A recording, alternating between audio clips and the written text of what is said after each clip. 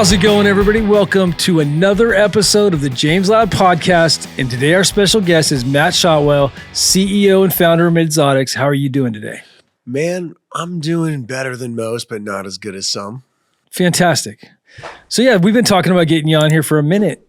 We bump into each other at a lot of events, weddings, parties, expos, cups, all that good stuff. Yeah, I've been all around the country, and so I'm glad to finally be back in California here, so we could sit down and chop it up, man. I got all kinds of stories from all around the country, man. Totally, you've been in this for a minute. You've been in the game. You're known for your race car suit.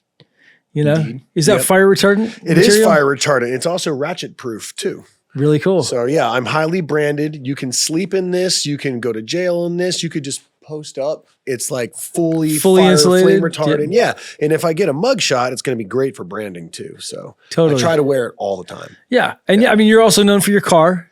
You have your Midzotics car. The Gio. I made a mill in a Metro. So we had to make it our brand car, take the most midz import car and the most midz domestic car, which is the Gio Metro. Yeah. And the Honda Civic.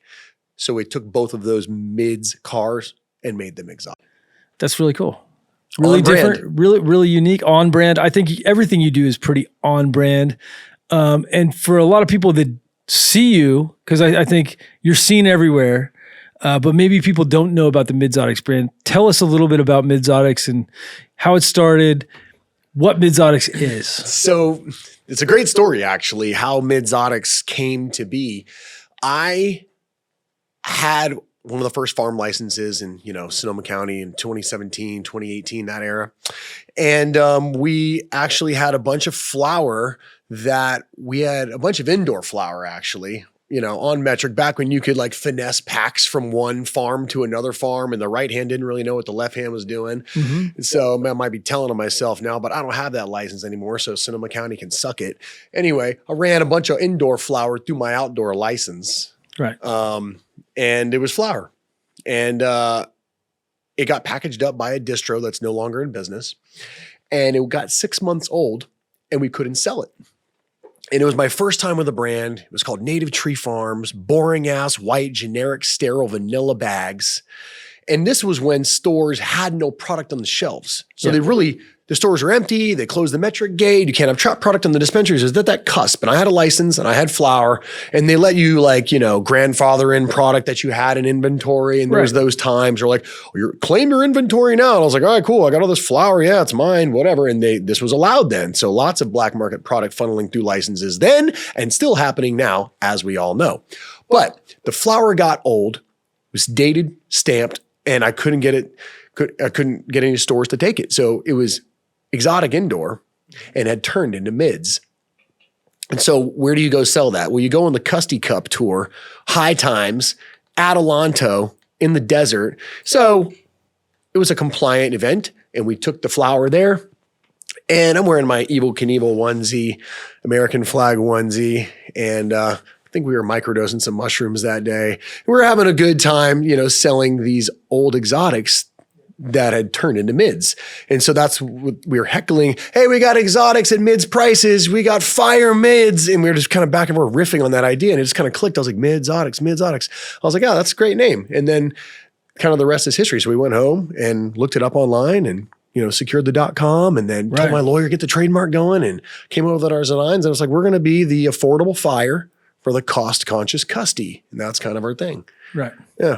Well, yeah. I mean, I think everything has its place, right? So if you look in California metric, the number one seller, the number one SKU is like the middle, I think cheap pre-rolls, $1 to $5 pre-rolls, right? And then if we look at flour, people are wanting to spend $10 an eighth. So there is that market for sure. I'm trying to be on the other end of that spectrum where I want to be a higher price point, I think, but I also realize the value in having an affordable product because most people want something that they can, obviously not only want, but they need something that they can afford. Yeah, it's tough times out there. And really, the taxes through the whole supply chain is, in my opinion, what is also driving this race to the bottom to produce cheaper products, because the taxes are so high. There's less meat on the bone for growers, brands, manufacturers to be able to collect a margin, because, you know, the mental midgets that run the state of California as it relates to cannabis think it's good to put an exorbitant tax on things and tax small businesses out of business. But California is known for doing that, and they're trash at supporting small business. So here we are trying to produce cheaper and cheaper products all the time, and quality product like yours and, you know, all this super high-end stuff, you know, is kind of lost on the majority of consumers because there's a race to the bottom to stay competitive. Right. Cheaper product, cheaper product, cheaper product. So here I am in this lane of midzotics. It's not lows, it's not exotics, it's in the middle. And I made this lane. Everyone was like, midz is pejorative. Midz is like cancer. Like even the distro that I was partnered with in Oakland many years ago, I think it was called the Kohong.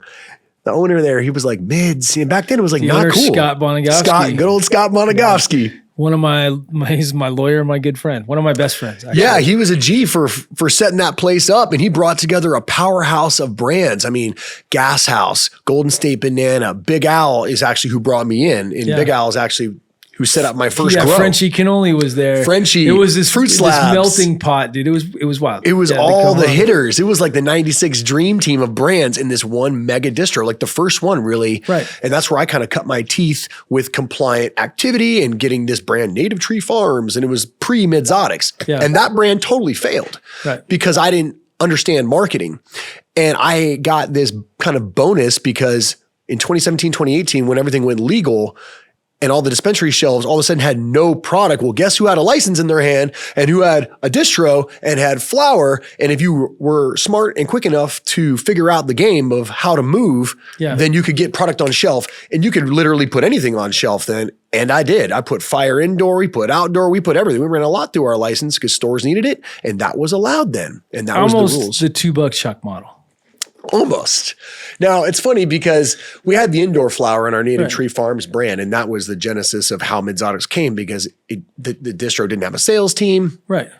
The product got old, and then it turned into Midz, thus became the name. Yeah. But that brand ended up failing. And so out of that failure is the phoenix of how this brand came about. Native Tree Farms was the genesis of Midzotics. The failure of that brand, my farm brand in Sonoma County, was the kind of the impetus for this brand to come about. Right. And so got it trademarked. So if you're thinking about stealing it, don't.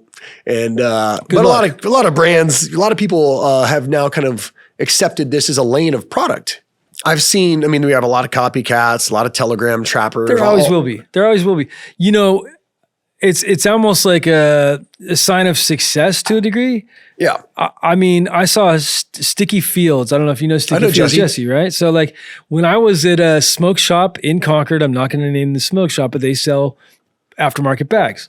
Yeah. They had a Sticky Fields bag in there, and I'm like, hilarious. Jesse's made it. You know what I mean? So in some regard, if you have a knockoff bag, I don't think there's anything, it is what it is. You're not going to stop it. Nope. But it's a sign that you're successful, right? It sure is. And you see knockoff backwoods stuff everywhere. And I learned, and this may or may not be true, that backwoods doesn't even pursue legal action against people making counterfeit stuff. Right.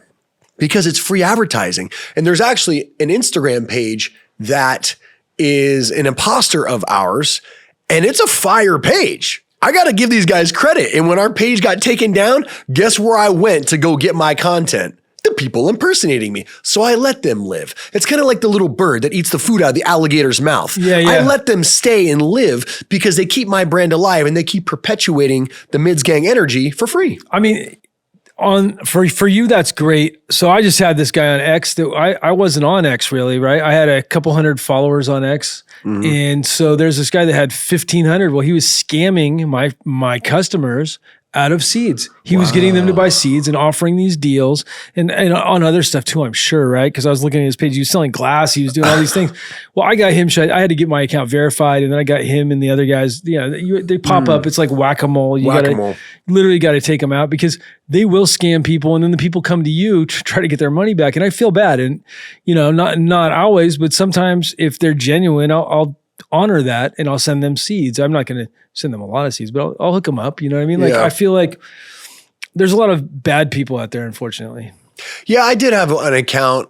Someone put me on notice about a Telegram account that was using our name. Yeah. And I went to the link and they were selling weapons and like heroin and a bunch of crazy shit. And I was like, okay, we got to report this one. Like this one I cannot let, they're kind of disparaging. No, that's a whole I know we're different mids, world. but come on. Like that's low. That's not even mids. That's low. That's like midz lifestyle. That's trap. That's real trap life. That's wild. Yeah.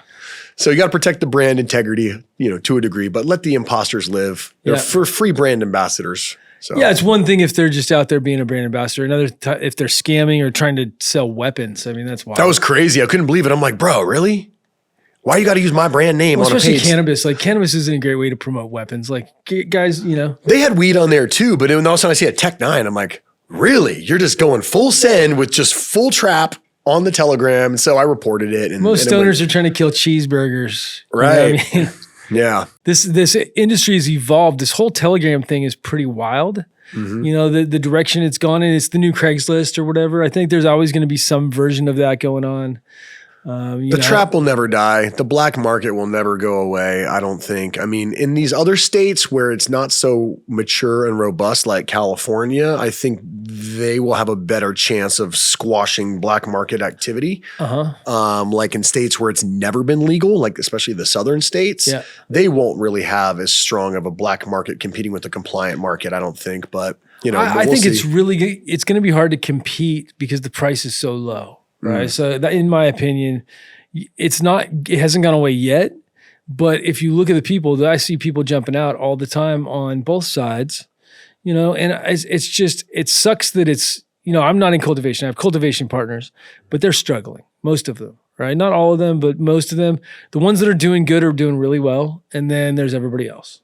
Right? Yeah, it's bad. I mean, I think there's a lot of people sounding the alarms right now in California and, Elliot over at Catalyst and Salwa, and a lot of people are doing a lot of things to try to raise this awareness and get these referendums and things on, to be voted on and laws changed and stuff like that. But which is great, noble work. And I applaud them and totally support them. I honestly just think it's too little too late. And by the end of 2025, in my opinion, based on facts that I made up for this interview, 95% of everybody who got into legal cannabis in 2018 will be out of business by the end of 2025, in my opinion. I mean, I don't know if that number is exact, but I think there's. No, I made those facts up for this interview just for you. Sure. Just for you. Nice, I like it. Yeah, and I mean, I feel like, but there is some truth to that. We see guys going out. We're in another round of consolidation. So either you're going away because you ran out of business and money, or you got consolidated by somebody else, right? And so you look at Colorado, this happened. You look at Washington, they're going through another round right now of consolidation, right? Where it's a struggle, it's a bloodbath. And just to survive legally, to pay your taxes and to be able to do it right or mostly right, it's a struggle, And I think I see the light at the end of the tunnel though. I'm like, if you can make it the next 2 years, if you can suck it up for 2 more years, end of 2027, you're going to be looking good. You're going to be making money and the price will go back up.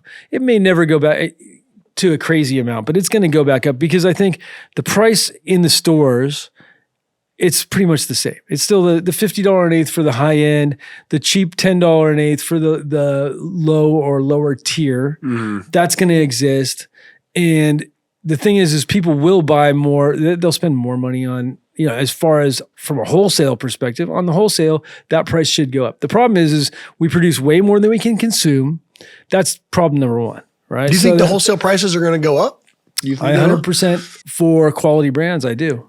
I think they're going to go down before they go up, right? But I also think eventually they will go up because what happens is you have so much product being produced. There's more product being produced than can be consumed, right? Absolutely. And that's the problem with the black market, right? That's the supply and demand, needs to go away. If we basically take that supply and cut that supply down to where we're producing, or there's interstate commerce, now that opens that up. Now we have an equal amount or somewhat equal. It's never going to be exact, right? There's always going to be a little too much or a little too little being produced in every place, but it's going to stabilize, right? To where people can predict what their outcomes are going to be in 1 year, 3 year, 5 year to a degree, right? Or at least have a path for that. And then once you see that, then, people can invest in infrastructure. If they know they're growing X amount per year, they know they can invest, right? So I just, there's no stabilization. That's the biggest problem with it. And there's no interstate commerce. That's another problem.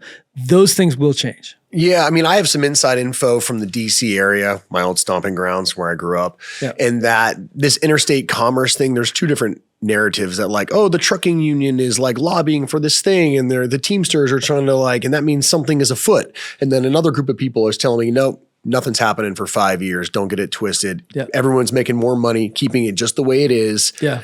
And so those are the things from like the little birds inside DC that I know and are talking to, and they're like, oh, the Teamsters are lobbying to get the trucking thing for interstate commerce. And other people were like, yeah, but nothing's going to happen for 5 years. Just watch. And then other people are like, well, Trump is going to do this and that. And it's like, I don't know, the conservative right's really not with it. In my opinion, it depends on federal legalization because we need that first. So once we have some sort of federal legalization, that'll set the groundwork for potential interstate commerce or states that can agree that we need help. We don't want it produced here, or we can't produce it here in the climate or whatever it is, right? Mm-hmm. And so for whatever reason, they want to accept import in places like Oregon, California, Washington, especially, Maine. We got these places where that would be extremely beneficial for them, and they grow really good flower.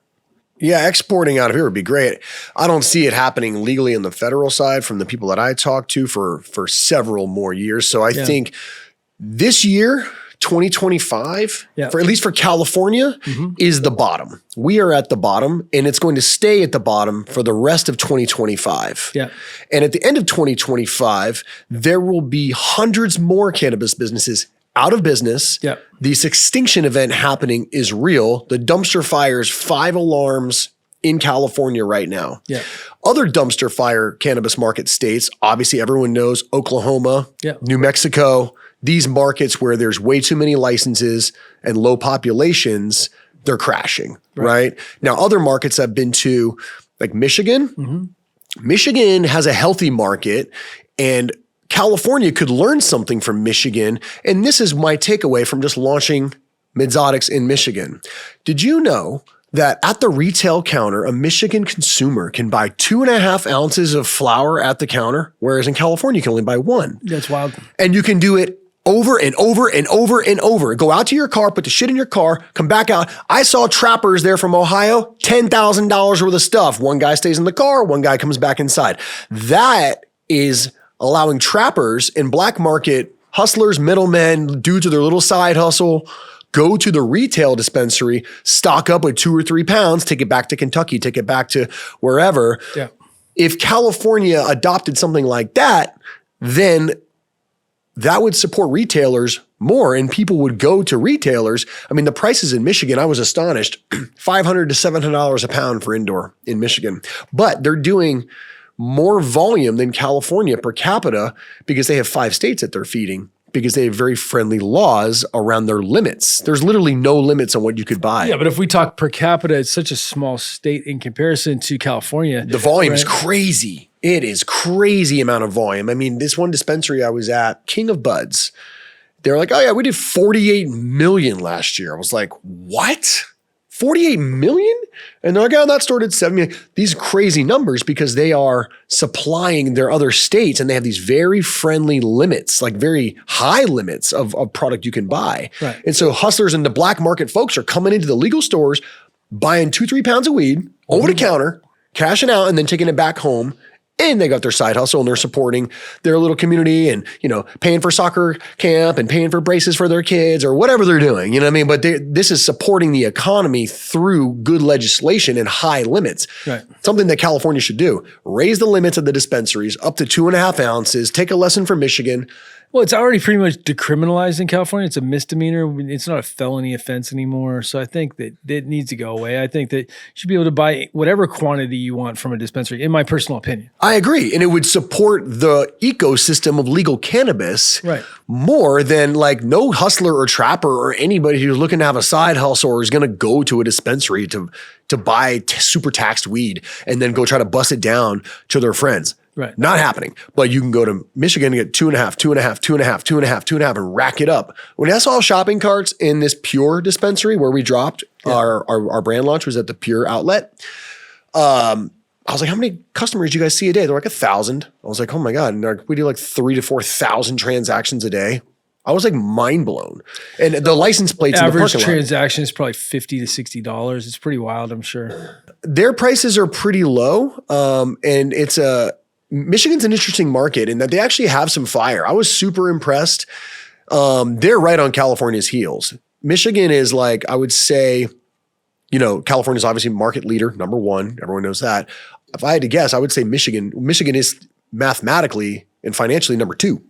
Yeah. So, I mean, as far as quality, there's quality all over. I'm sure there's great quality in Michigan. I have friends in Michigan that grow fire for sure. But yeah, if we were to go by states, I mean, it's there's good stuff in every state. There's fucking amazing cultivators everywhere now. The tech is out there. I mean, really, you could go to ChatGPT and like pump me out a nutrient chart and all the SOPs for running a grow. Yeah, yes, but I think that growing amazing flower, like it takes time. It takes learning, right? I don't think anybody grows the best quality stuff right out the gate. Some people get lucky, small batch or craft, where they grow a handful of plants, but to grow at scale and grow good flower, it's difficult. Yeah, a little 2 light Terry, those guys. Cool, you killed it on your 2 lights, Terry. Right. You're a 10 light Tom.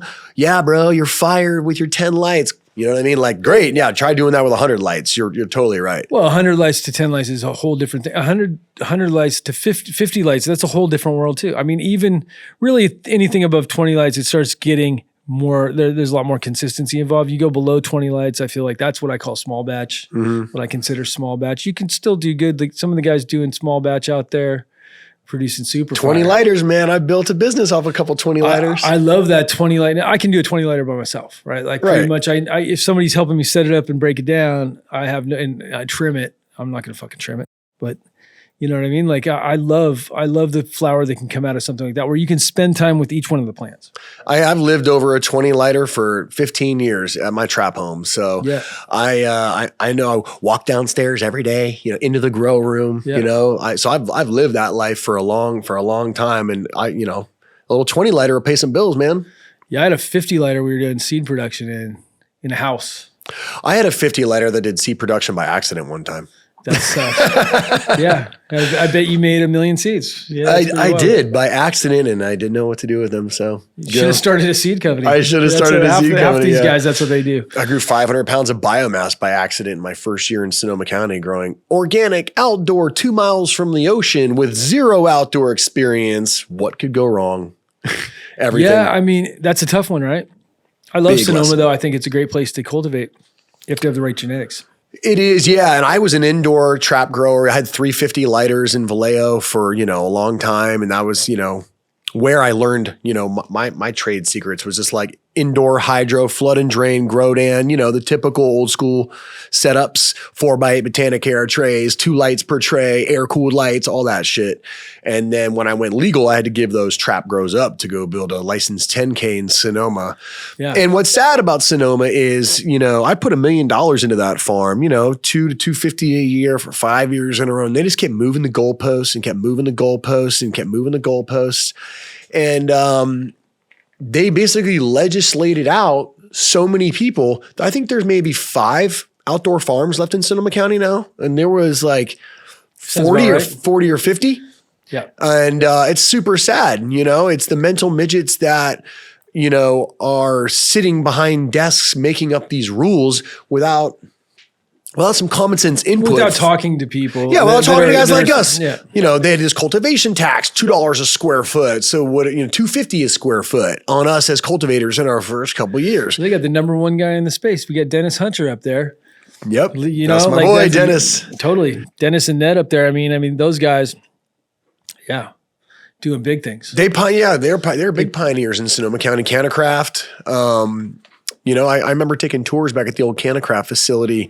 Justin would give them, Dennis would give them back in the day. I believe they were partnered up with March and Ash now. Further evidence of more like consolidation and collaboration between big companies, to survive. And there's a lot of that happening right now. A lot of brands are consolidating under manufacturer brand houses or kind of like teaming up because, man, it's hard out there. It's the best way though. I mean, I think consolidation, there's nothing wrong with consolidation.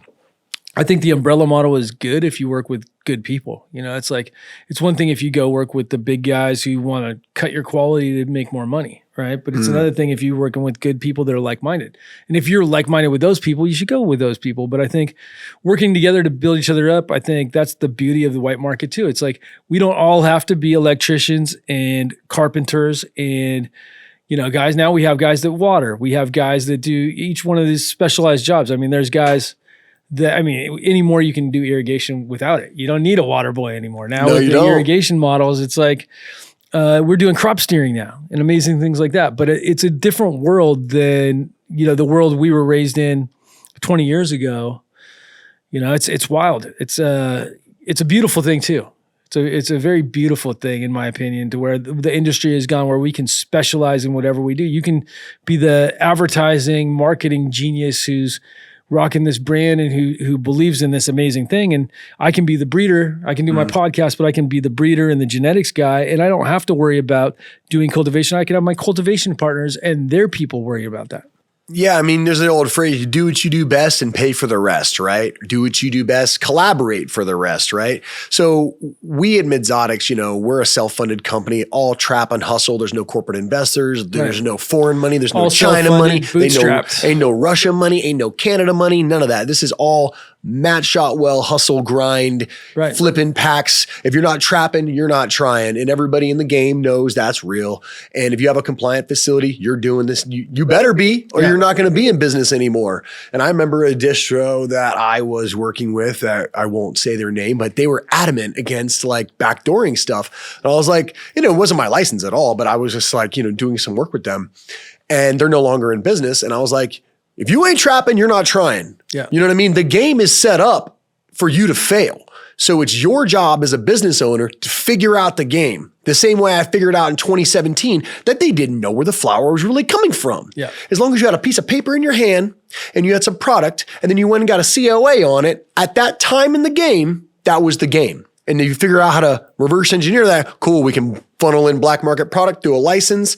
And now it's the other way around. Now licensed product is going back out the back door. So it's funny how that ebb and flow has changed over time. In the beginning, when there was a shortage of product, black market product coming in through legal licenses. Right. And now legal product is going back out to the black market. So people call them black market, white market, trap market, traditional market. You know, they are so intertwined now. And like, people are probably, oh, don't say that. Don't let the cat out of the bag. We all know. If you're in the game, you know. You know what I mean? Like, you're seeing product from every big company in every state, everywhere. Case in point, in Washington, D.C., welcomed it, allowed it, not anymore, but for the last 5-6 years, you saw every big brand in a D.C. dispensary out there. I mean, we're talking, you know, from Sluggers, Jungle Boys, Big Owls, you know what I mean? They can't Gas House. I mean, they're not always going out the back door. I mean, some of the stuff is going through distros and out those back doors. So it's not just one thing. It's going through all these different ways, because where there's a will, there's a way, fortunately or unfortunately, depending on how you're looking at it. Yeah, I mean, some people, and you know, these big companies, they have their plausible deniability, as they should. You know, the game is fucked. You know, there's the plausible deniability in that someone knocked off our packaging. Yeah. Which is fine. Great. Run the game. You know what I mean? Sure. The game is set up for us to fail. And so, in my opinion, as a self-employed entrepreneur, ganjapreneur, that, you know, it's up to you to figure out the game. And if you ain't cheating, then you ain't trying. And people are like, oh, that sounds so bad. Well, the game is set up for you to lose. So the best quote I ever heard, and I honestly, I've heard a lot of good ones over the year, but Michael Klein came on here from Bio 365. He said, businesses don't fail because of bad ideas. They fail because people run out of money before they figure them out. That is the best quote. I think about that all the time. Yeah. But like, you got to figure it out, right? You got to figure it out.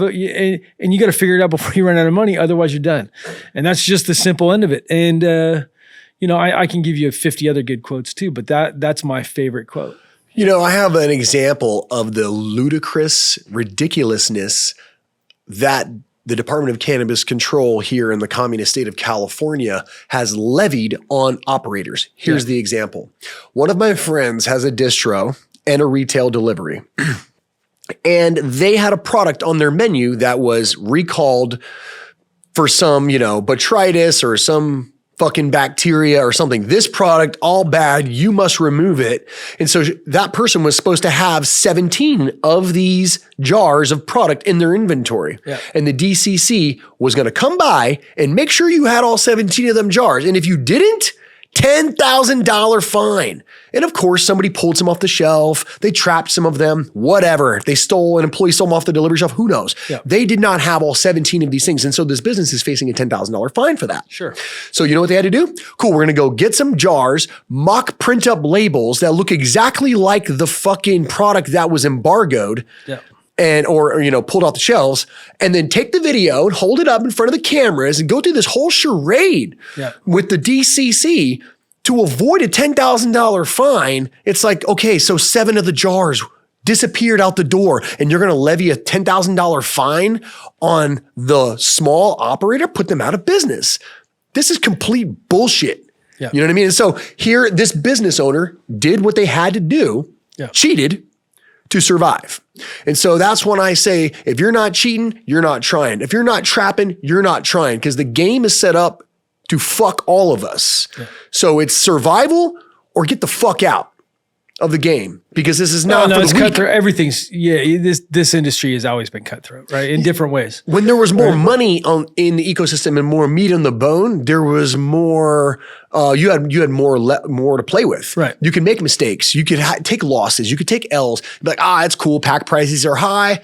Yep. No, there's no margin left for mistakes anymore. So you got to get real specialized about what it is you do and be real strategic. Yeah. And no one's taking on exploratory projects. No one's taking high risk bets right now on new things. No one's taking on new brands to like build another brand for somebody. It's like, nope, sink or swim right now. It's blood in the water, at least in California. But there's other states that are, also doing not well, like we talked about. Oh, there's other states, other countries. They're still, they're not quite as jaded as Californians, and there is good markets. And I'll tell you what a good market is right now. DC has such a uplifting, positive, hopeful, big-eyed, there's opportunity, and we're excited about the cannabis culture future is happening in DC right now. Right. Very small, limited market. When I say limited, I mean that it's limited in the aspect that there's limited real estate, because the real estate is so expensive, like ridiculously expensive. We're talking $25 a square foot type spots. And small little guys can't play. Now, retail, there's going to be a bunch of those. Cultivation, there's like 10. Yeah. Pound prices on metric, $3,000 a pound for indoor in DC. Liters of oil in DC, watch everyone rush to DC right now after watching this, $10,000 to $15,000 a liter for distillate. Seen it myself with my own eyes. Sure. Why? Because there's only 2 people making oil. There's only 1 lab testing facility in DC. We're talking an 8x8 approximately square mile area. Yeah. High dollar rent, barriers to entry extremely high. They issued over 140 cultivation licenses. I think they've maybe like 10 places. Because the places are $3 million for like 20,000 square feet. Yeah. Or you can find a 2,000 square foot spot. What the hell are you going to grow in a 2,000 square foot spot? But if the pound prices are so high, then it's just a very unique market in DC that I'm a part of, because I just got a retail approved there, and it's where I grew up in Northern Virginia, right across the bridge from DC. New Jersey also has a lot of hope, a lot of upside, and the prices are high, and there's product shortages in dispensaries. I encourage my buddy Todd from High Rise to go out to New Jersey, where he's from, like last year. He saw his brand was, not performing like he had seen success in the past here in California. Right. And I was like, bro, take this game to New Jersey, where you're from, bro. Yeah. He went there crushing it, bringing California game to these other states. Yeah. There's so many states that need IP, SOPs, BMPs. If you don't know what those are, well, go Google them. But and so we know that you can take this knowledge and export it to these other places and actually get ahead. Yeah. So I would say, like, a piece of advice for a California brand or a California company, if you don't got kids in school here and there's really nothing tying you down, California is capped. Yeah. California is capped. California is done. You're not getting into the California market at this point. Nobody's trying to, though. No one's trying to. So, but I think there's some people that are holding on. Yeah. I mean, we're all holding on, right? All brands and all businesses are fighting for what they've invested, their sunken costs into their businesses, right? But if I would just say and advise someone here in California, if you have an opportunity and there's nothing really holding you back, explore other markets. I went to New Mexico to explore that market. I didn't do a lot of market research. I'm kind of a shoot from the hip kind of a guy. As a single operator with no board of investors, no shareholders to have to answer to, it's good and bad. I can move quick, but sometimes I make a wrong call without counsel. But whatever. I went to the New Mexico market to try to figure it out. That is a saturated market. That is not a very good market. Yeah. Unfortunately, there's dispensary licenses are $2,500. That means anybody can have one. That means there's over 1,000 of them in a very low population state. Right. So the model is not good. Yeah. I'm running around selling quarter pounds and half pounds to dispensaries. I'm like, well, I probably should have done some more homework on this market before I dove into the market. Right. It's okay. I learned a lot. Licensing deal, got my, boots on the ground there, and then wash, rinse, repeat, go to Michigan. Yep. Different market. Now we're focused on big chains there, and we're in the pure outlet. They got 4 chains, bigger POs, higher volumes and revenues. So every state is its own little beast. I'm learning. Right. Yeah. Everything. They're all different. Then we got Texas. They got their own thing going. And Texas, they're trying to get rid of it. Yeah, it's the wild, wild west out there. Literally. Yeah. Wild, wild south, wild west. Is Texas a little the west? Not really. I don't think so. Not It's really, the wild, but wild it is. south. They're doing the wild, wild west shit now in Texas. But I guess it's the Texas shit. Yeah. My buddy Colton's down there and doing the hemp thing. Yeah. I'm ignorant of what's going on in Texas. I see things on the internet. I'm like, what in the hell is going on in Texas? Yeah, it looks right like now? a free for all from what we see. You know what I mean? I know. I'm kind of intrigued. I'm not. Yeah, my parents are from Texas, but I haven't really seen what's going on. But I hear that there's more dispensaries there than there is in California. So that kind of stuff kind of blows my mind a little bit. Really? Yeah, we got to go to Texas and see what's going on there. Yeah, I just go to Texas for the fishing and the barbecue. I need to go there and see what's going on. I mean, that's a big state. It's a huge economy in Texas. And all THCA and CBD. Wild. Yeah, it's wild. CBD, the real mids. The original the most mids. The most mids. Yeah, seriously. So let's take a dive into your history. How did you get started with the plant? So I got started with the plant actually when my sister and my dad had both come down with cancer. This is over 15 years ago. And they were getting their treatments at Kaiser in Virginia. Yeah. And this is when I was a merchant marine officer prior to Cannabis. We're talking 2006, 2007. Mm-hmm. So I was a deck officer, a navigator, cargo ship navigator for Military Sea Lift Command. And then they would, give you these little pills at Kaiser, but they were like, not, this is 20 years ago type cannabis medicine. I think there was like the first one. So my sister was like, can you send me some edibles from California? So I would get off my ship, go to Berkeley Patients Group or go to Harborside and get some edibles and then send them to my sister, send them to my dad. Yeah, the original was Marinol, and it was Marinol. That's the one. That is the one. And that's all that, Kaiser had then. And it may still be the only one, but I don't know. But that was kind of the introduction to the, side of cannabis, the compassionate side of it. Right. I was always fascinated with the economic side of it because I'm a business guy too. Sure. And so I had an opportunity after being in the Merchant Marines, I was sending edibles back home, and then I'd send some weed to my brother, at Georgetown, and then he would bust it down and sell it to all of his friends at Georgetown. And I'd go, go back out to sea. And, cannabis is legal in California, but it's obviously not legal to ship it out, but everybody does it. Right. And so, small amounts, but then a dispensary opened up down the street from my house. Yeah. And I was like, oh, but damn, look at that. It's a fucking dispensary right here. This is 2008 or 9. Yeah. And so I saw this and I went and been there and I was like, look at this. This is crazy. And I'm a business person at heart, and cannabis was, I love growing. I love the whole concept of it all. And so we started our first grow. Yeah. Big Al actually set it up with our mutual friend, Matt Miller. Nice. And so Big Al set up the first grow in my house that I still own now, the Trap Home. The Midz Mansion.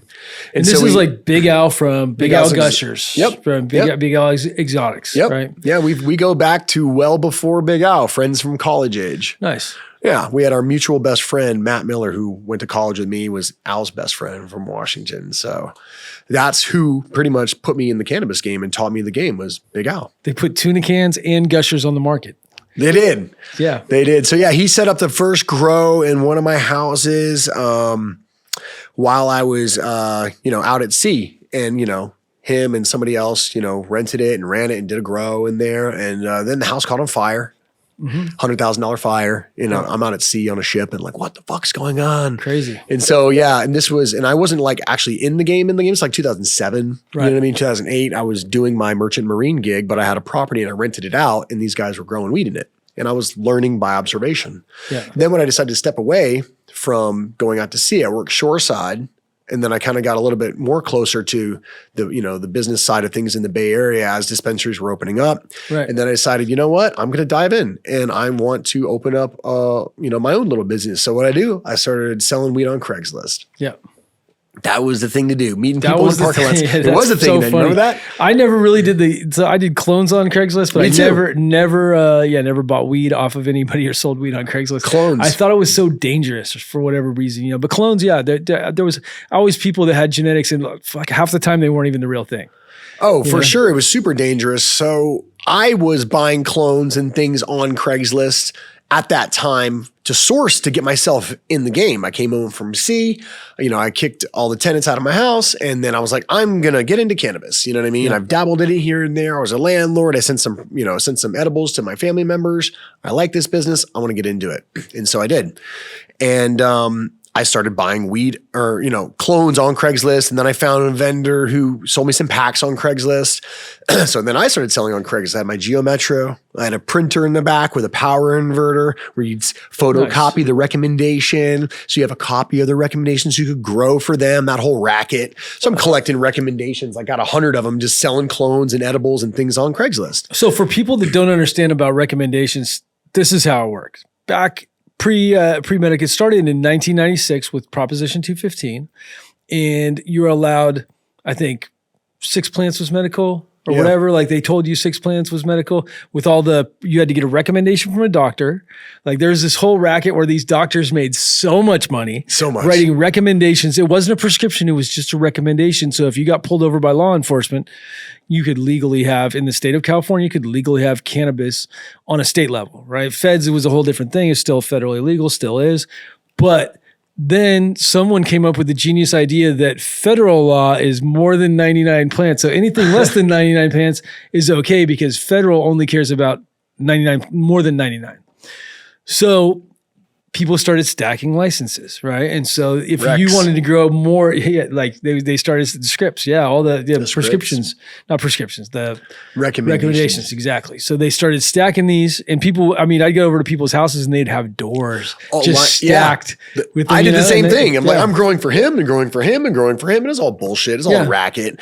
And I'd tape them all over the doors. We didn't believe the 99 thing, so we had 6 for every plant. There was somebody, and we always gave them flour too. That was our thing. Yeah, I had binders of these recommendations. Yeah. So after meeting hundreds of customers in the Safeway parking lot in Vallejo in my Geo Metro, then I started going into the FedEx there and doing the photocopies inside there instead of doing it in my car with a power inverter. And I opened up the back of my Geo and there'd be like, a pound of this, pound of that, some clones and some edibles, and just started my little delivery trap thing. The original delivery service. The original delivery. And then I got a brick and mortar, 400 square feet on Marin Street in downtown Vallejo, 400 square feet, $400 a month. Wild. And not the most safe place. It's not the safest place in the Bay Area. That's for sure. It was like a war zone then. It's a little of exaggeration, but Vallejo. Not totally. It's kind of how Oakland is now. And I feel Vallejo is much safer now than it was back in the day. And now Oakland is more dangerous than it used to be. Correct. Well, at that time, Vallejo was going through bankruptcy. So they were shutting down police departments. Yeah. Crime was skyrocketing. Foreclosures were everywhere. The housing crisis had just hit. There was blight. Mare Island was close. Yeah, crime was next level in Vallejo. I stay strapped or get clapped. That's the motto for me in Vallejo. That's a George Washington quote. Nice. Stay strapped or get clapped. George Washington. Yeah. Maybe. Allegedly. Yep. So I wore my bulletproof vest all the time in Vallejo. I had the 9mm on my hip from when I was a merchant marine officer. Yeah. And it was cowboy days. I straight open carry in Vallejo. And people were looking at me like, yo, you're crazy. I'm like, Well, I'd rather be tried by a 12 than carried by a 6. You know what I'm saying? Like, yeah, don't fuck with freckles. I'm staying strapped. Yeah. That's what's up. That's the rules in Vallejo. Like it's a wild city, Vallejo. Yeah. And it's still wild now. We're having a resurgence of crime right now in Vallejo. There's a gang war going on. There's a weapons dealer and the FBI is in town and the ATF is there and the DEA is there. Some Lord of War turned the Motel 6 into a weapons trading depot. And basically this FBI, I saw it on the newspaper a couple months ago, this informant was selling them weapons or buying them. And the arms dealer goes, well, as long as I can sell to both sides, I don't really care who wins. I don't know if it's some Richmond fools versus some Vallejo guys, but Vallejo's a war zone, has been for a long time. I've lived there for 20 years. I went to college in Vallejo at Cal Maritime Academy. Yeah.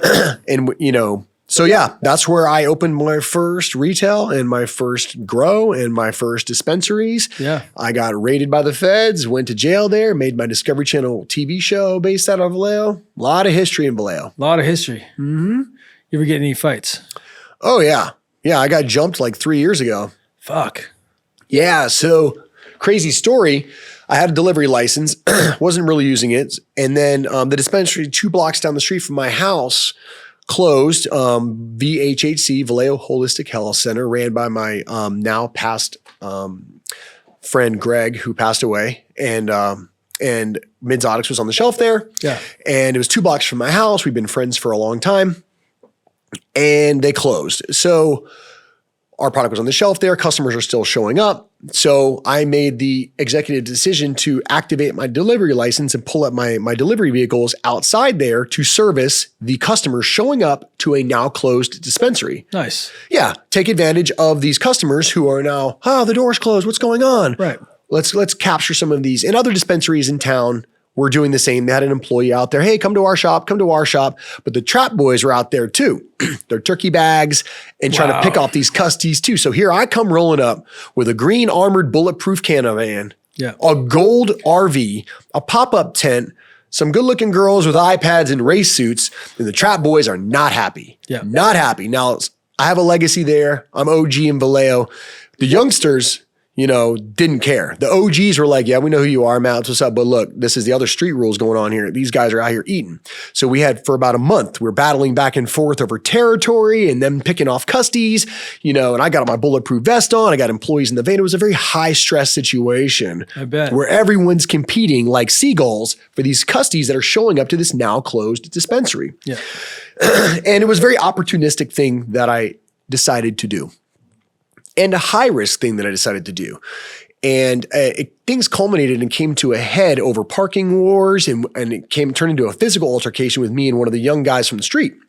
You know what I mean? He took a swing, I matrixed on him, kicked him in the nuts, ended it real quick. But then he called 6 of his homies up and then they came to jump me while all of my employees are there in Vallejo, right? So I was a wrestler. I played rugby. I was a merchant marine. I took taekwondo. I can hold my own. Yeah. But 6 people, you don't really win those ever. You just walk away with your life, hopefully, and don't incur too much physical damage or be maimed for life when it comes to being jumped by 6 people. Yeah. And so that's what happened. It was me one-on-one. And then the first thing you want to do if you're going to get jumped is wear them out. And so, you're running circles around 6 people and I'm a runner. So I was like, we can do this. I can see that. I'm a runner. I can run circles around people all day. So it's duck and dodge, throw a hook, karate kick. Next thing you know, someone's coming at me. I'm a wrestler, take him down, but then they dog pile on you and they're just molly-whopping you on the head. Then you single leg takedown on the next guy, kick the old man in the face, pull the t-shirt over the kid with the braces, had to sucker punch a kid with braces. I'm like, bro, you got braces. What are you doing out here? You know what I mean? Like, so some teenager got punched in the mouth. So yeah, you got punched in the mouth. And the old man who tried to get on it, he got kicked too. What happened to me was when they tackled me, I broke my wrist. Damn. Yeah, it sucked. I mean, I got up, walked away. Cool. What's up? Who wants some else? I mean, that's not the worst thing. No, not at all. We're in the middle. People die and getting jumped by 6 guys before you.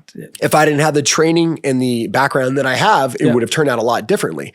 We're in the middle of an intersection on a Friday afternoon in downtown Vallejo on Tennessee Street. Yeah. And it's me fighting 6 dudes in the middle of the street. Cars are stopping and watching this, haymakers and karate kicks and single leg takedowns and all the shit going down. My employees are watching this like, oh my God, the boss is getting jumped in Vallejo. And I got up and walked away like, what's up? What's up? Who wants some? And they got my phone.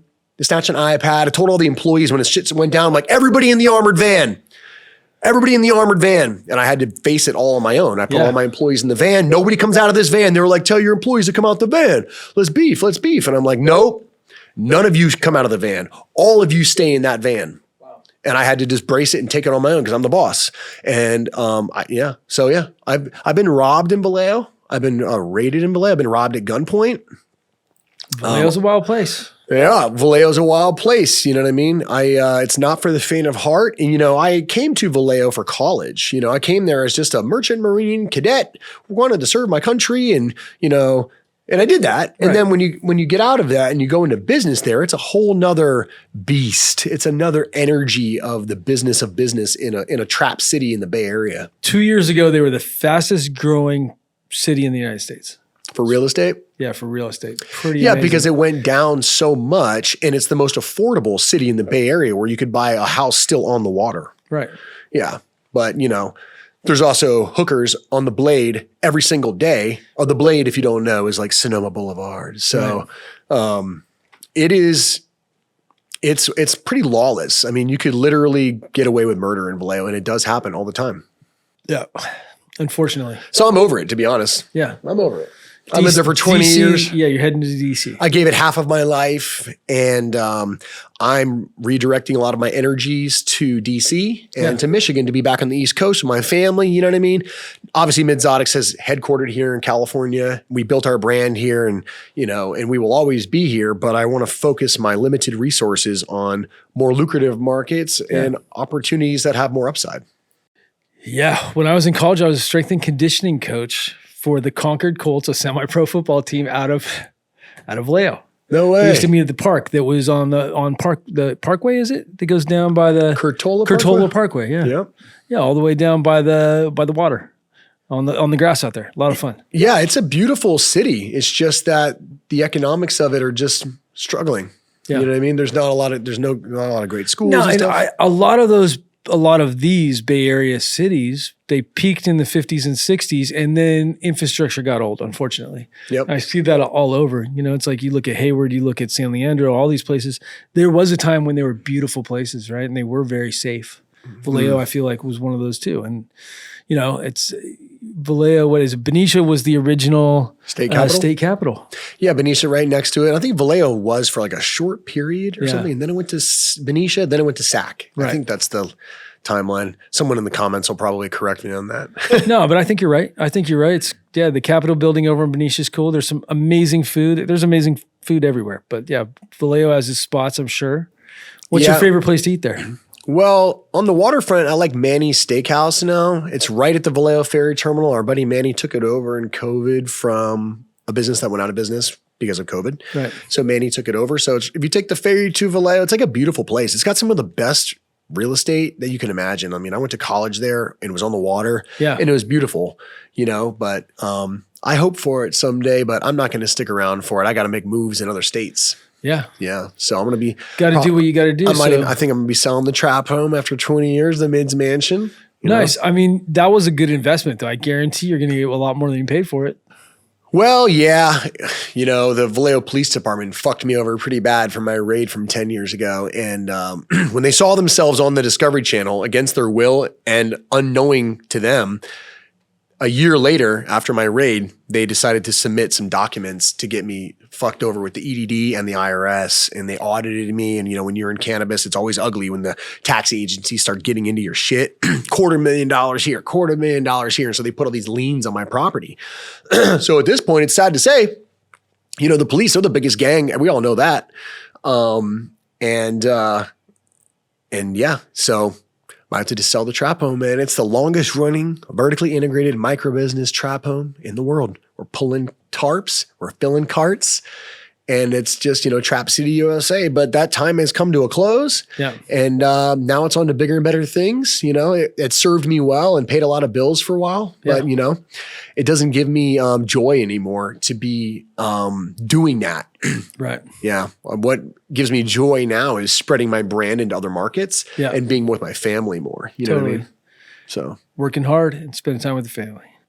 Yeah, my parents are getting older now, you know what I mean? And those things are weighing more on my heart now than flipping packs in California or trying to sell $7 eights and, kissing the ass of some buyer to sell some $7 and $8 eights and make $1.50 on them. I'm like, bro, you can miss me with all that shit. Totally. So you're working with Grow World on a new show. Tell me about it. I am working with Grow World on a new show. It's called Midzotics Uncharted. It's basically like a weed country 2.0 with a little Anthony Bourdain sprinkled in there, little strain hunters sprinkled in there. But the show is about us expanding our brand into different markets. Nice. And how does a brand come to life? And it's basically a continuation of this pilot series that I did called Legal Trapping when we built Midzotics. I filmed every farm visit, exotic flavors, Half Moon Grow, all these different places I was going to. And those episodes that I made gave me the experience to be able to work with Grow World to bring this show to life. Right. Midzotics Uncharted. So we went to 5 farms in Northern California. We did Mercy Wellness, Sog Army, Space Monkey, Roots Nursery, Half Moon Grow, and then did 5 podcasts, with each one of the owner operators also. Nice. Then we did that same thing in Michigan as well. Went to 5 farms. We went to Common Citizen, who is our co-packing partner and one of our sources of our flower from Michigan. Huge. They're basically the Natura of Michigan. Right. We did Common Citizen. We did Green Dolphin, like a social equity small batch grow. We did a new outfit called Healthy Greens that has some of our genetics in the building as well. We did High Life Farms, which is an indoor up towards, I think they call it not the Panhandle, up towards the Mitten. I guess they call that in Michigan. It's like the Mitten. I'm learning the geography in Michigan. So 5 farms in Michigan we went to, and then we interviewed all those owner operators too. And in each episode, there's always the possibility that we source flower from them. Yeah. And we partner with them either by placing our genetics there, which we have at several of these farms, or we partner with them for co-packing and manufacturing to bring our brand to market. So that's what the show is about. How was it? Was it as fun as you thought it was going to be? Well, the production, the shooting of the show? Yeah. It was brutal. I'm not going to lie. It was 10 days of production, 10 days straight, 12-hour days every single day. Yeah. Wake up, drive somewhere, set up 3 cameras, producer, director, you know what I mean? I'm financing the whole thing. Right. And I'm talent on this thing as well. And then I have to interview people. So keeping your energy up and having 12-hour days for 10 days in a row, it was honestly the most grueling media production that I have ever been a part of. And I've been on TV since I was a kid. Yeah. So I'm a trained actor from a very young age, which is why I'm very good at all of the marketing that you see me do on Instagram. It's because I was born on TV. I did TV commercials in elementary school and was on movie sets with my parents when I was a kid. So being on camera is natural for me. So when I do these productions, it's not difficult for me, but yet it's still taxing and it's a lot. Sure. Yeah, 10 people. We rented a big house. You know what I mean? Right. And it's a lot of moving parts when you're making a show. But I have experience from doing that as an actor myself, and then being on the Discovery Channel show, Weed Country, and all of those experiences together are what really are my weapons in my marketing to further my brand. Right. So where do you see the industry heading? What's 5 years from now going to look like? Down. I see the industry going down before it goes up. So what's happening is California is obviously a market leader. It's crashing right now. We're at the bottom 2025. By the end of 2025, I would say there's going to be very few people left standing. It's going to be brutal. There's a lot. The DCC right now is going around and they're not playing. They're finding people for just metric tag this $1,000. One of my buddies is a distro, 15 violations, $15,000 fine. No grace, no nothing. They are chopping heads on the compliance side here like they've never been before. And their argument is, you had 8 years to play by the rules and figure it out.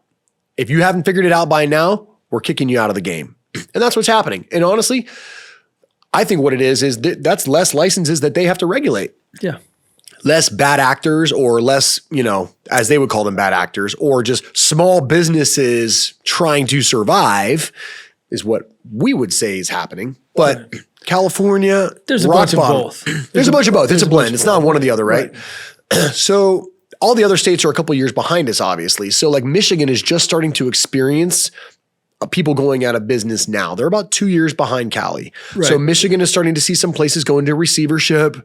foreclosure, closing their doors, and I'm boots on the ground in Michigan, so I'm seeing that. So Michigan is going to have this extinction event coming for the next 2 years. Right. Other markets, are expanding. New Jersey, New York, DC, they're growing and expanding, which is great. Right. Yeah, it's a beautiful thing. It's a beautiful thing. And then look at Germany. What were your thoughts? Are you going to were you at Cannabis? I was not. I had to make the decision between Hall of Flowers and Cannabis. I know that was a tough decision, but I love Cannabis, and it was the last one in Barcelona. It was, and I went to the Cannabis during COVID. The one that didn't happen. The one that didn't happen. Yeah, I went there for it. Yeah. And then we got stuck there and stayed there for a couple of weeks and did not go to Cannabis. But I was sad that I didn't get to go to Cannabis. Did you get stuck in a hotel or a house or what did you guys do? We had a flat. You had a flat. And you just stayed in the flat. We stayed in the flat. And then I got a violation from Airbnb for being too noisy. I'm like, well, you can suck it. It was fucking COVID. You know what I mean? Like, so I have a 1-star review on my Airbnb. Yeah. I feel you. I'm focused on Michigan and DC right now. Nice. There's not a lot of bandwidth for us as a small business. I think a lot of people think Midzotics is some bigger company than we actually are. Right. We're a small family business that is, I 100% own the company. Yeah. And at some point here down the road, I hope I'm not the only one that owns the company because I'd like it to expand and grow and bring some partners in. But those right partners haven't been revealed to me yet, and we'll leave that up to the creator to bring the right partners to me. But for now, we're a small family business with the best marketing in the game, so we have to be very laser focused about what we do. So I've given up my licenses here in California. The cultivation one, delivery in Oakland, the delivery license model is a nightmare. It's probably the hardest license to run. Yeah. And I'm a workaholic and I think I'm a pretty smart guy, but there's no margin for error in these things anymore. So I don't hold any more licenses in California, and I'm grateful for that because it's a shit show and it's a racket, and basically it's a license to not go to jail. You know what I mean? It's cool. You can have your license and then you can sell a trap out the back door. I'm just going to be brand, white label, collab, partner with people, and keep it super efficient is our business model now. Yeah. Well, so you got cookies on your jacket. You got some of these other brands. I do. Do you collab with these guys? So Midzotics has been in all the cookie stores, and I'm super thankful. Shout out to Burner for that. And, when you get to be on the cookie shelves, that puts you on. You know what I mean? Yeah. Gotta give credit where credit's due. And Gillian, actually, shout out to the homie Gillian. She was the buyer at the time. Yeah. And I think it was 2020. And, our hype was hot and we were crushing and we had a great marketing plan and we were blessed to be able to be in all the cookie store shelves. Yeah. And that really put us on, and I'm always thankful to Burner and the Cookie fam for giving us a shot and giving us all that exposure. And then Runts also, we learned a lot of our marketing tactics, being not from the cannabis culture, from like a guy from Virginia who was a merchant marine officer. Now I've been in cannabis for, up to almost 20 years now. But when I first got in, I don't have parents that were in the weed game. I didn't come from California. I had moved here by myself when I was 21 years old, all by myself. And I learned everything all by myself without like a network of like cannabis homies to like draw on. Yeah. So I looked to the goats, you know what I mean? And when my first brand, Native Tree Farms, failed, and then I came up with Midzotics, we basically was a troll, troll on ourselves. And we would, some people thought it was a joke in general and the brand was a troll to start. But then we made it a very real brand. Yeah. And I'm always thankful to, Young LB and Ray Bama and Runts. We have our little marketing battles because they're like top tier and, we're mids, and I learned a lot from their marketing swag, honestly. And I'm a student of the game. I went to 5 colleges and I've been to 5 jails. So I'm a student of the game. Nice. Yeah. Drop me anywhere. I'll come back with heads. Figure it out. Yeah. Nice. If you had one piece of advice for your younger self, what would that one piece of advice be? Save more money. Yeah. And save more money. Save more money. Yeah. Okay, I got a good one. What is your favorite thing to smoke? Name your favorite cultivar. My favorite cultivar, gosh, that's a tough one. My favorite. DMT. No, I'm just kidding. No, I'm big on the DMT right now. I got a jar of it sitting at home. Love that stuff. The DMT. That's a game changer for the spirit and all that. You know, on the old school side, I just have this like love affair with super silver haze, and it's super hard to find. But you know, when you have one of those experiences when you're like younger that you don't ever forget, and it was like me going to Berkeley Patients Group, getting some super silver haze, sitting outside of my car and rolling it up. And what year was this? This is 2005. I think I was in college and still in Vallejo, and we were on summer break. So we got on there to, you know, grab some weed. Friend goes and gets it. And we got so high, I couldn't drive. And that's like a rare thing, like, you know. Sure. But that happened. And I'll never forget that. I was like, bro, I don't think I can drive. And really good super silver back in the day was like that. Yeah. I mean, I remember we started seeing it around 97, 98, right? In San Francisco, there was a cut going around that was debilitatingly strong. Yeah. And, you know, and I through the years that's popped up. We've had a bunch of different hazes, but that super silver was always the real strong. Real strong one. You know, you asked me before about all these sponsors on here, if you will, on my NASCAR jacket. So we got the goats on the left, cookies, runts, lemonade, and our brand was in all the lemonade stores, and we did a bunch of brand launches with them. Shout out to Paul and the Lemonade gang for having Midzotics on all the shelves there. Right. And so we got the goats on the left, and we got our day ones on the right. We got Exotic Flavors over here, who we sourced a lot of our flower from in the beginning of our brand launch. Half Moon Grow, also one of our farm partners, and Friendo for the indoor for our riffraff collabs. So we have to have the day ones on the right and the goats on the left, and a couple others scattered on here. We have Riffzotics up here. So tell me about Riffzotics. So that's Riffraff's brand that we collabed and co-created that together for him. Yeah. And so, you know, Riff doesn't fuck with mids, and most rappers don't. They got to have rapper weed. And so we created Riffzotics together. And that's top tier rapper level weed, right? And Riff is a genius. His alliteration and his wordplay and his lyrics and just his creativity is like, you know, he's from another planet on his creativity level, and he's, you know, a genius. Yeah. You know, and so, you know, he's got like, you know, the pomegranate penguin, you know what I mean? And the Texas typhoon, and like these names that he comes up with. Boysenberry bobcat, which is our brand cat. And that was the first strain that we did with Riff Raff, was the Boysenberry bobcat. He came up with that name, and it instantly clicked in my head, I have an exotic cat at home. And he didn't know that, but I know. And I was like, okay, we now have an instant mascot for the collab with Riff Raff. So we have Riff Raff, Midzotics, and an actual exotic lynx cat that became the Boysenberry bobcat. Just amazing synergy in marketing. Wait, so you have a lynx? I do. That's the Boysenberry bobcat. Really cool. Yeah, that was our first strain we did. We sourced it from Uma in Sonoma, really top shelf indoor craft. Yeah. And then we did meet and greets with Riff Raff. He would come to California on his music tour, and I would coordinate meet and greets at the dispensaries in the daytime and coordinating cities where he was performing that night. Wow. So you could go to the dispensary, buy his flower, and then go to his show that same night. And I think there's one claim to fame is that Riff Raff would be the only rapper who has had his brand sold legally and compliantly on tour at successive tour dates. I mean, I used my delivery license to deliver his product to these different venues during COVID in my green bulletproof armored van.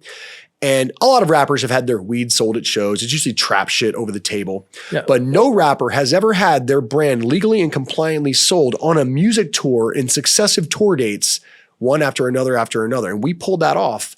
And I'm super proud about that. It's the only time it's ever been done. Nice. Yeah, all from Humboldt to LA, to San Francisco, to the Central Valley. We were literally crisscrossing the entire state during COVID. And it was the most non-logistically efficient route because 75% of the tour locations canceled the shows because it was COVID. But there was like 5 very brave venues, brick and mortar in SF, the ATL up in the Arcada Theater Lounge, a bunch of great venues that were bold and decided to push back during COVID, and they kept Riff Raff's tour dates. Nice. And so we built a tour around that. We had him do a meet and greet at Zen Gardens in Sacramento. Yeah. Riff did a meet and greet at the Nug in San Leandro. We did one at Ice Cream Dispensary in LA. and then corresponding shows. And of course, I got to perform with Riff Raff in my midlife crisis with my gold grill, my shark teeth grill, and my cornrows. And I got to become a rapper at 40 years old, which was pretty cool. Nice. Riff Raff put me in the rap game, and I put him in the trap game. Nice. Yeah. Didn't have that on my bingo card at 40 years old. Rapper at 40. Yeah. But that was part of my marketing campaign. Rappers, rides, and redneck vibes. That's what Midzotics campaign was all about. Things that I like, things that I fuck with, things that I enjoy. Rappers, rides, and redneck vibes. Nice. Now we have a new marketing campaign. Not a rebrand, but we're going a little bit softer. The softer side of Midzotics. Cats, cars, and of course, gotta have some cute girls. Nice. Yeah. You're getting older, you're growing up. Yeah, well, we want to, one, I love my cat. So what are the things that bring me joy? If we're not going to make money in this shit, we might as well have some fun, right? So it's always about my acting background, my creative abilities, channeling those through my company and being my own midsfluencer, if you will, for my own company. I'm the chief entertainment officer. I'm usually on the camera. I'm doing all the things, right? And I have some brand ambassadors that do stuff too, some awesome young ladies that help us with all the marketing. But for the most part, it's me. So that's kind of the whole marketing plan there, is that what things do I like? What excite me? What's authentic to me? And at that time I was, impersonating Riff Raff, and I impersonated him so well that, he invited me to collab with him and create his brand. And then we have a song together. It's on YouTube, Smoking on Midzotics. You can go watch. It's got like 250,000 views, some mids numbers, my first rap debut with Riff Raff. Nice.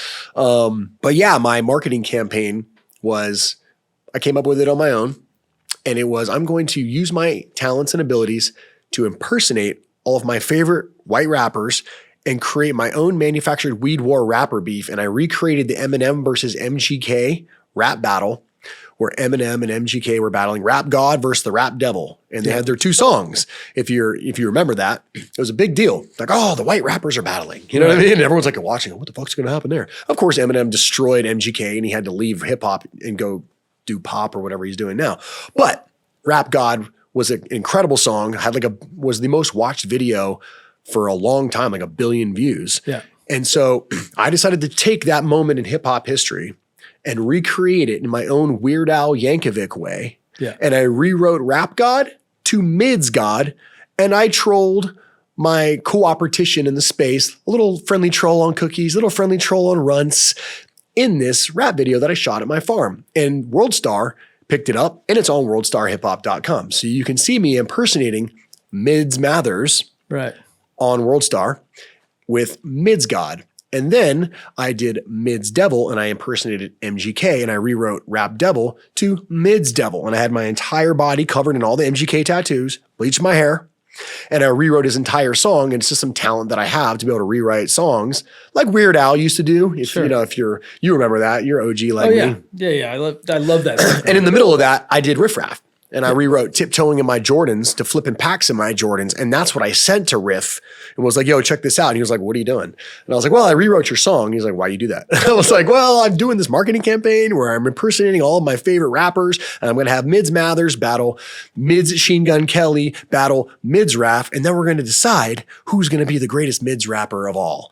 And I made a cartoon series. This is very high level, marketing that it was just something that I created out of my own internal passion for performing, writing, creating. And I'm not a rapper, I'm a trapper, but I was like, you know what? Let's have some fun with it. We're going to go through our midlife crisis. I'm going to impersonate all these rappers and leverage all my acting skills and abilities for the betterment of my brand. Nice. So if you had a piece of advice for somebody who's coming into this industry and wants to build a brand. Don't. There you go. That's what I would say. Don't. Let's say they're a passionate individual and they're kind of in the industry because they've been growing and they love weed more than anything, and they're going to do it no matter what.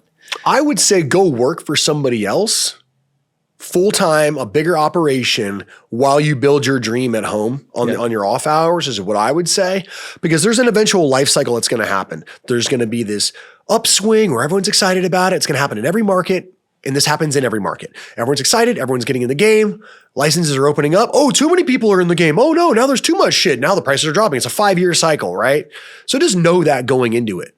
You know what I mean? There's endless property in California for new places to open up. There's endless property in Oklahoma and all these other states. Now, DC is different because it's limited property. So you have to really analyze, where are you going to do business? And this is a lesson for myself. I'm a shoot from the hip kind of guy. I don't do a lot of R&D and intel and recon. I'm like, this is the idea. We're fucking doing this. I'm the boss. Execute. Let's go.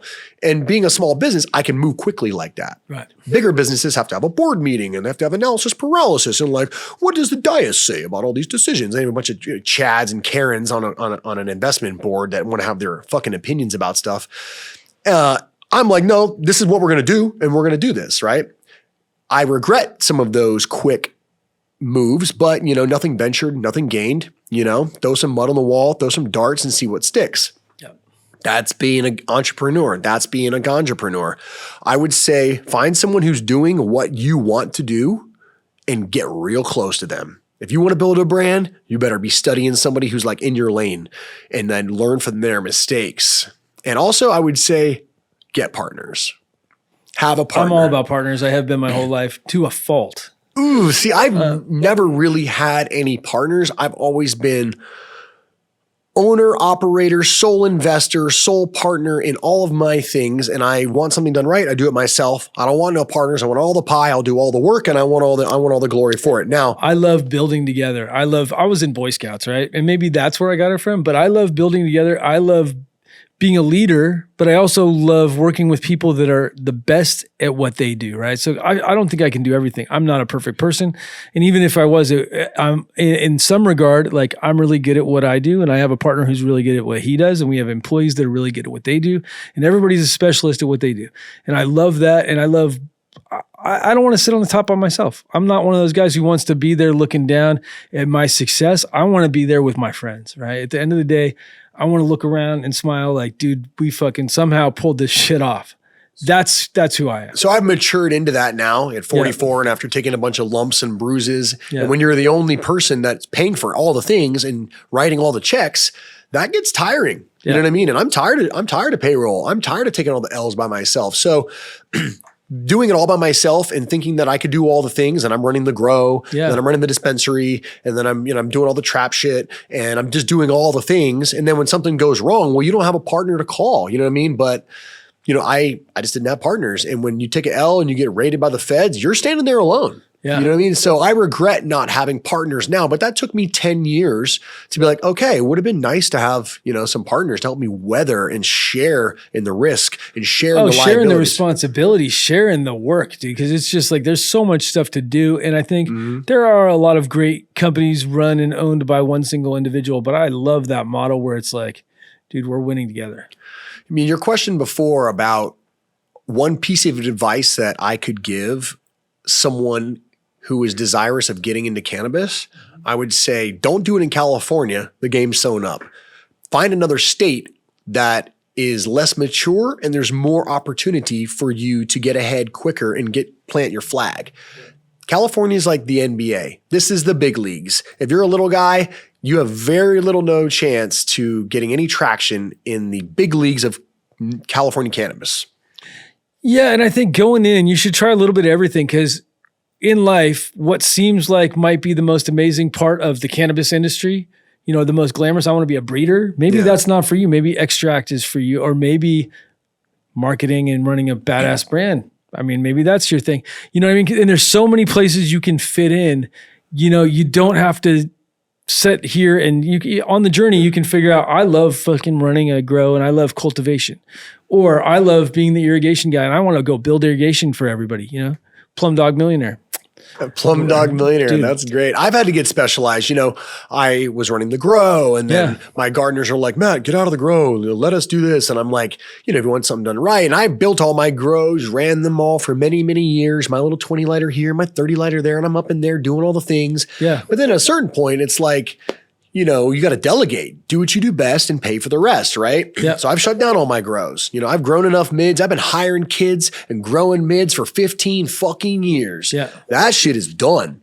Now I'm like, packs are so cheap. Cool. You can grow that. I will white label that. And that's the game that we're doing now. So now we're just focused on marketing, and supporting retailers through marketing. Because to keep it real, everybody has weed. Everybody has weed, everybody has weed, everybody has weed. It's everywhere, it's saturated. So what is going to differentiate you is the marketing. Yeah. And a lot of people don't want to hear this, but quality product is not what's going to make you successful.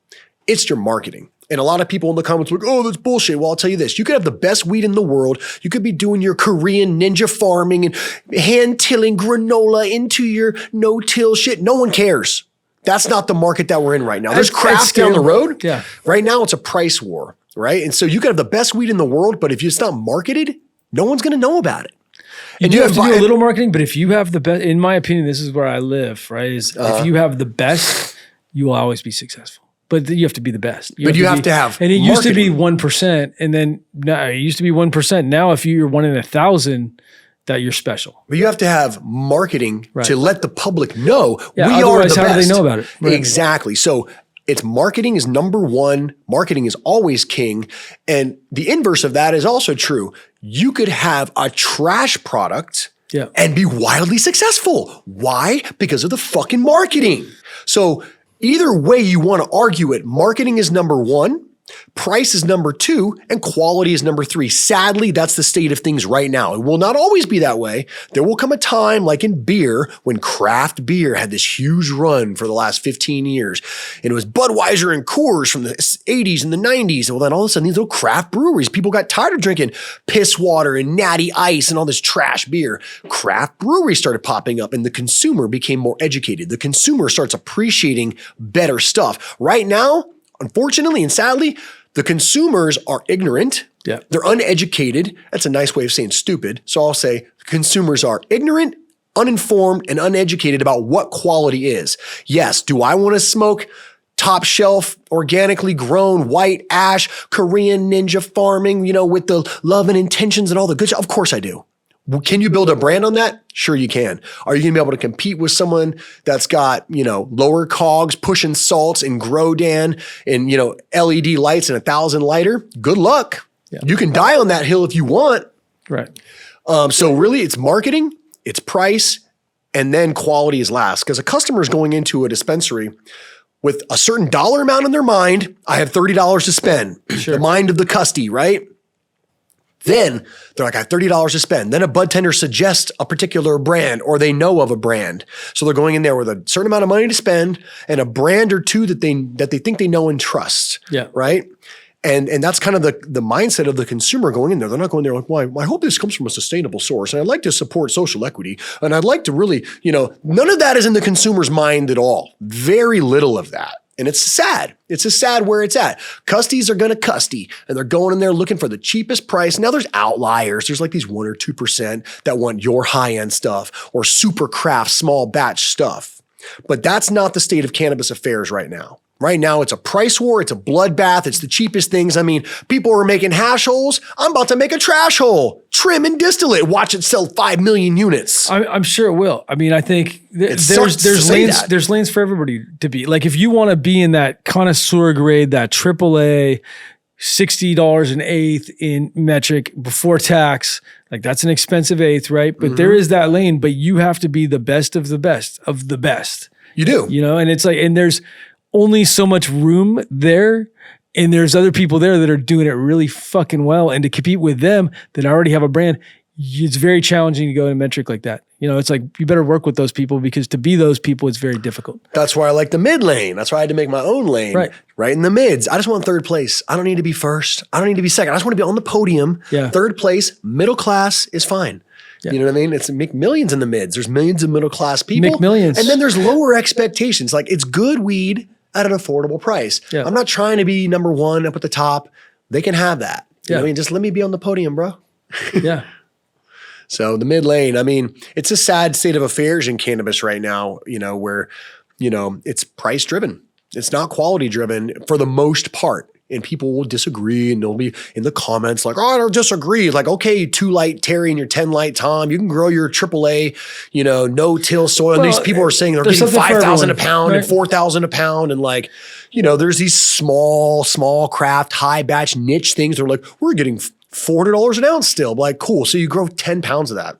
That's great. Sure. Let me get a zip for myself. Right. But there's lanes for everybody. There's lanes all over. A lot of people don't see on the other side You know, No. it's like they don't see on the other side. And the thing is, the majority of people want that, middle grade product. They do. Fortunately, however you look at it, for me, it's like, it's not unfortunate.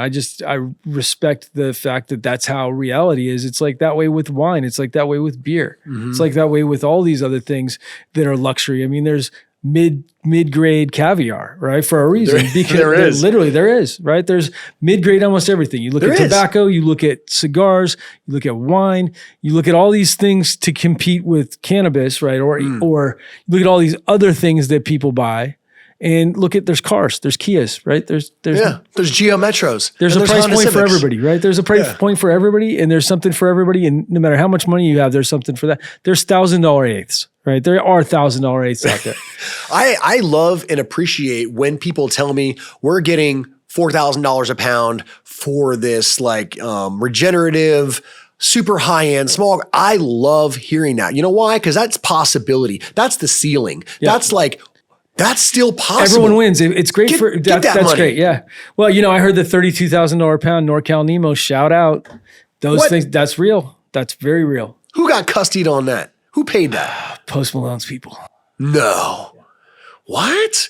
That's better than the Dan Bilzerian buying a $4,000 pound of Blue Dream.